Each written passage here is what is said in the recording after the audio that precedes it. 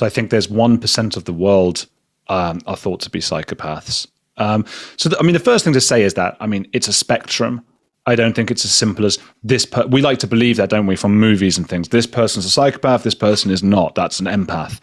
I think it's a lot more complicated than that in reality, and there are different aspects to what makes a psychopath. You can get all different kinds of ones, but the general common denominator is a lack of empathy. They're not able to empathize. It doesn't mean they want to go around killing people. They generally don't. It wouldn't be good for them because they'd be going to prison. So what's the point? A lot of them don't get much enjoyment from killing. Why would you do that? But they're just not that bothered about your problems. Now, you might know loads of people who are just not that empathetic. So at what point do you call them psychopaths? And generally there's the HARE test. It was called HARE. And the checklist. So you score yourself. There's like 20 questions, things like, do you have grand delusions? Or do you think you're better? Loads of things about that. And if you score over 30 out of 40, you're considered a psychopath. I think in the UK and America, it's different. Like in one of the countries, if you score over 20, you're a psychopath. So most of us probably score somewhere between 5 and 15 on that list. And you might change over the years because empathy can be taught. So that's an interesting thing as well. Like, are you a psychopath for life? Can you be taught some form of empathy, at least in the early years? So I think movies and books about psychopaths have made them seem more prevalent, but they've always been there. And then there are different types of psychopaths as well. You talk about manipulating and how we might try and manipulate people. Well, the two people I've had on about linguistics, one was John McWhorter, who's quite a famous, outspoken, sort of anti-woke kind of guy. And he talks about the origins of swear words and things like that.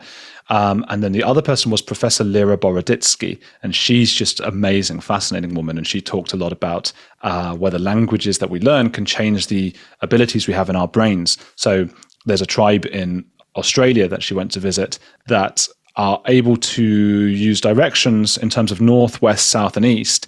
They don't use right and left. So they say, oh yeah, that's just the east of you. Now, if you think about how crazy that is, because if you turn around, it's still east over there and it's still west. And so they have compass points in their brains because of a different language they spoke. So she talks about that. But one interesting thing she said was language is manipulation. And agenda to control exactly what people think. And this is extremely dangerous to our democracy. This is extremely dangerous to our democracy. This is extremely dangerous to our democracy. This is extremely dangerous to our democracy. What is language? Why do we need language? You need to be able to manipulate your mother to feed you. You need to be able to manipulate people. And on a basic level, that's no bad thing, right? We do it to cooperate and we use it in good ways.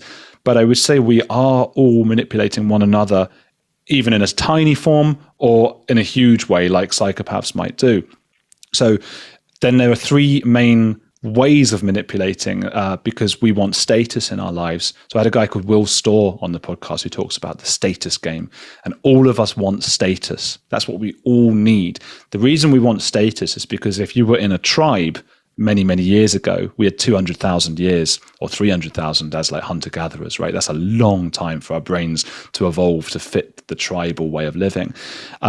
When we were in tribes, if you had a good status, you would get more of the food. And there are three ways to do that. One is success. So you can be successful by building the wheel, right? Inventing the wheel. And everyone's going to be like, oh, have some of our food. You can eat tonight. You built the wheel with us. So if you're very successful in life, it gives you status. It feels good. Another way is dominance, right? That's where you get that alpha male, but you can get alpha females, of course, as well. People who just bully. And those are probably the psychopaths you might be talking about. They push them that kind of very obvious way. If you bully people, you'll get more of that food. You're like, people will be scared not to give it to you. The third type is the most interesting to me, and that's virtue. And what that means is like you appear to your tribe to be the nicest person. Everyone wants to share their food with you because you helped everyone. You did a nice thing. Don't use it as a platform to make a political speech, right? You're in no position to lecture the public about anything. You know nothing about the real world. But the interesting thing is that it's not the person who is the most virtuous who gets the most food. It's the person who is able to convince others that they are the most virtuous. So if you're somebody who's very good at making it look like you're a nice person, you'll get more food. So psychopaths might operate in any of those three ways. They might try to be as successful as possible. They might try to dominate people, but they might also do a lot of virtue signaling. There is thought to be a much higher ratio of psychopaths among those who virtue signal, which is, on Twitter saying like they believe in a lot of causes and things and they want to help. What they're really doing is signaling to you, they want you to share your food with them. That's what that is. So there are so many different ways a psychopath might act that it's just fascinating. You never know. All you're doing is play into people's, they're going to hit the like button if they think that you're a guy like you share the same. I mean, it's interesting, isn't it? That. Well, yeah, this is something they call parasocial interaction. And it was sort of started in the 1950s with talk show hosts. It was the first time probably ever, maybe radio hosts before that, where you had what would normally be a two-way conversation, but was just one way.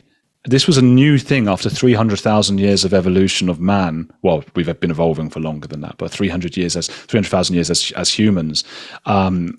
It's the first time we've really had anything like that, a one-way communication that will forever stay one way.